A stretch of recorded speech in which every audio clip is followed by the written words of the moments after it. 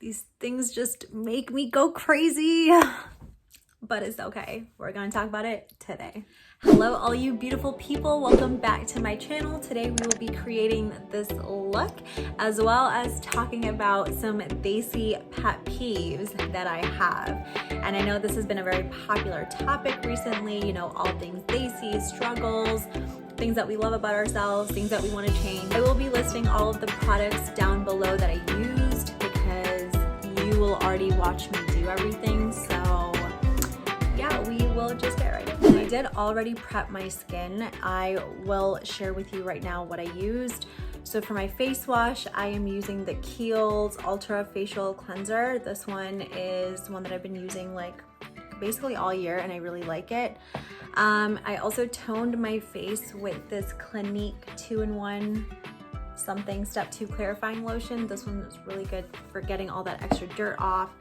And then my moisturizer is the Sunscreen Daily SPF one by Supergoop. This one is so good. I'm completely obsessed. Right now my skin is going through kind of a interesting time. I'm getting a lot of maskne. You know, I wear masks, or I wear a mask at work about 8 hours every single day. That has given me some bumps and stuff. So right now I'm just trying to be really on top of my skincare to kind of help whatever situation is going on. All right, let's start off kind of lighthearted and then I guess I can get into the more deep stuff. So lighthearted stuff, and again, I'm just gonna preface with like, this is lighthearted for me. Obviously I know for like other people this might not be, but one of the things that kind of is a pet peeve for me is when you have all of these Indian spices and foods and trends that are getting super popular, which I'm very happy about. I mean, I am all for people getting healthier, living their best lives, and, you know, their health not being something that stops them from achieving something. So I'm really, really happy that so much of the West world is adopting, you know, Ayurvedic things. I've noticed that when things become popular, they always get translated into English as if like the English name is the end all be all. And I just completely disagree with that. I mean, I truly, truly believe that, I know this sounds so silly. I mean, it's just like the name of a spice, but I think it erases a lot of the, you know, culture that the spice is associated to. It erases the people who've been using it for centuries, and it kind of it doesn't give credit where it's due. It kind of, when you, I guess, Americanize or Westernize the name of something, I know that sounds so simple. What ends up happening is people start associating that product with the West. I mean, they might say like, oh, this came from, you know, Eastern diets and things like that. But when you Westernize the name of something, then you slowly but surely erase the history of it. Now you're just showing that for anything to become popularized or readily available, it has to be Westernized and, you know, Americanized. Okay, moving on from naming conventions, because I honestly don't know how to word it, and I'm just hoping that all of you understand what I'm trying to say, but it's fine if you don't. I'm sure a bunch of you can relate to this, is consistently feeling like I have to defend my culture or have to like stand up for my culture. Now, obviously no culture is perfect. There's obviously going to be like patriarchal trends that need to like stop, you know, all of these things that need to stop, but that's in every culture and we're all trying to break down those barriers. But I think when it comes to, you know, desi culture specifically, so many of us feel like we always have to prove the credibility of South Asian culture or, you know, status, and we always have to prove the talent that comes out of our, you know, culture, whatever the case is. And a good example of this is Bollywood. Bollywood is the largest movie industry in the world. Obviously, it's going to have some issues, just like every movie and just like every industry. But to consistently have to, I don't know, just prove its validity and credibility is very exhausting. I obviously will do it whenever I get the chance.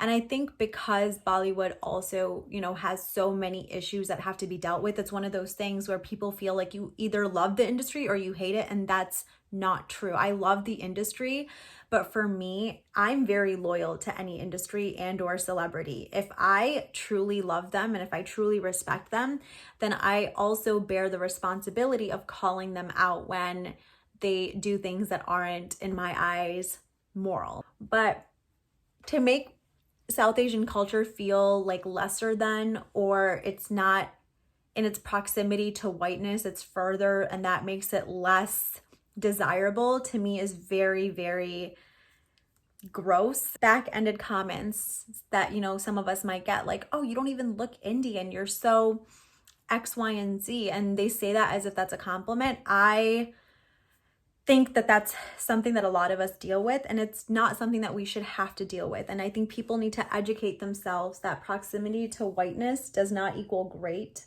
And that goes for any culture. So I lost a bit of my tan, so I'm like, oh, okay, let me go in with my lighter foundation, and I don't think that was the right idea because now it's looking a little pasty. But that's okay.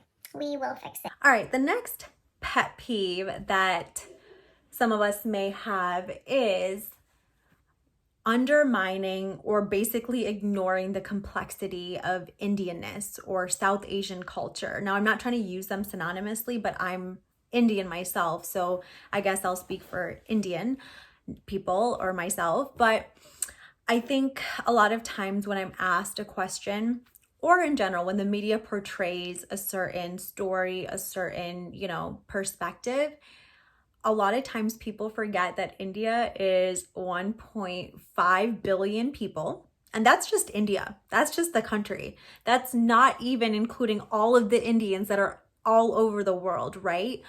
So let's just say we round that up to 2 billion Indians, or a little over 2 billion Indians all over the world. If you see a South Asian person represented in one way, that doesn't mean that all of them are like that.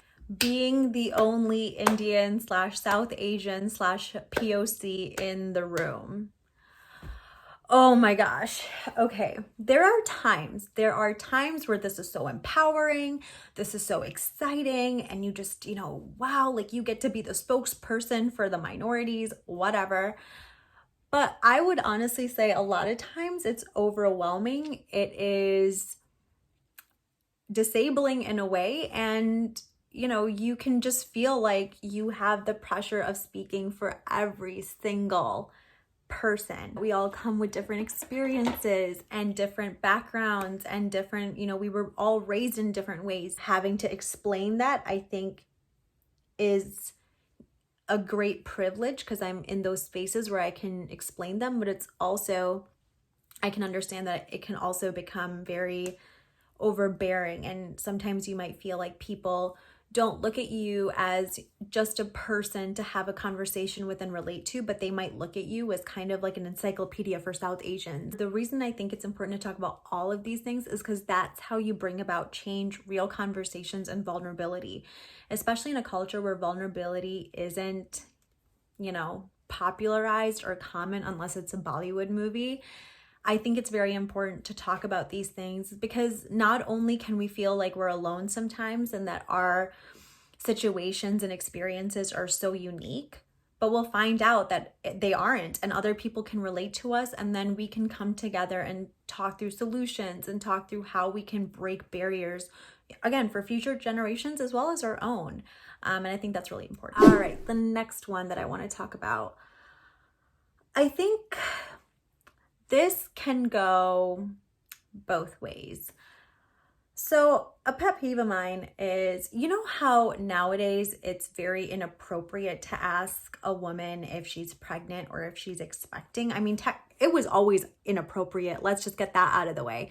But now it's actually being talked about like, hey, this is inappropriate. You don't ask a woman if she's pregnant or expecting. Similarly, when it comes to Indian culture, I think it's very inappropriate to ask someone, you know, when they're getting married, or why don't they have kids yet, or just very invasive questions. And I know it's part of our culture, And I always want to give the benefit of doubt. You have to understand it's a very recent thing that the South Asian community is talking about all of these situations and experiences. Asking invasive questions is so out of line unless you're like close to someone. And even when I say close to someone, unless they've given you through like body language or through even just saying like, hey, you can ask me these questions, unless they've given you some sort of like green light, like, hey, you can ask me these questions, that's okay. Yeah, just something I'm not really about. I find it very crazy to me that when,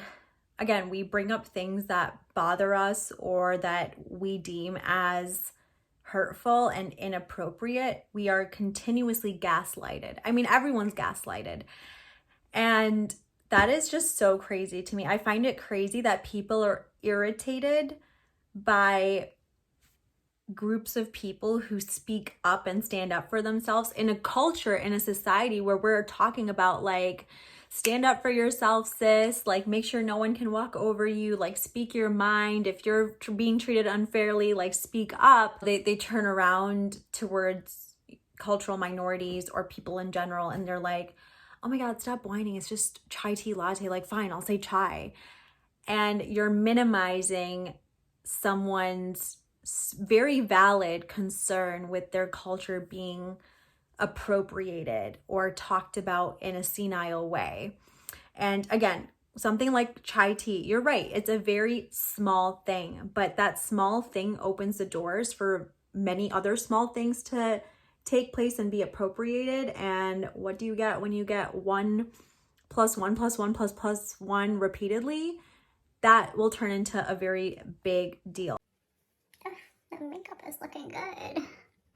Of course, the camera is picking up all of my texture on my skin, but that's okay. We are keeping it real today, honey. People who just aren't represented in any shape or form typically think about these things more so than none. And obviously, I am speaking for myself, but I've had conversations like this, majority with people who are considered underrepresented minority.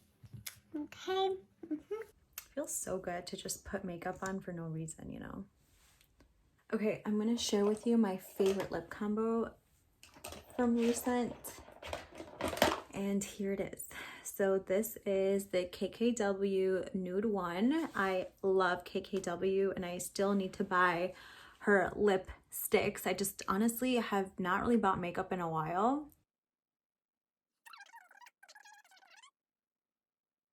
It's just so creamy. And then the Marc Jacobs lip gloss.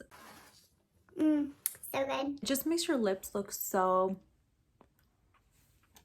hydrated and plump, and makes them look so good. What else do I need to do? I'm not really the biggest highlight person, but I guess I'll do it just to do it. So yeah. Okay, actually, let's just say one last thing. I think it is really sad that so many people don't know how much Indians, you know, throughout history have contributed to math, science, sociology, creativity, entertainment. And obviously, again, like the more you know, right? The more you know. If people were asked like, oh, what have Americans contributed to the world? Be like, oh my God, cars. Oh my God, social media. Oh my God. Like they would be able to like knock those things off. But when it comes to other cultures, they're like crickets, like straight up crickets. It wouldn't make people look at certain cultures as lesser than, you know, which you shouldn't do for any culture, to be honest. So yes, this is what we have and this is what we're working with. And I hope that you all have a great rest of your day. Mwah. Bye.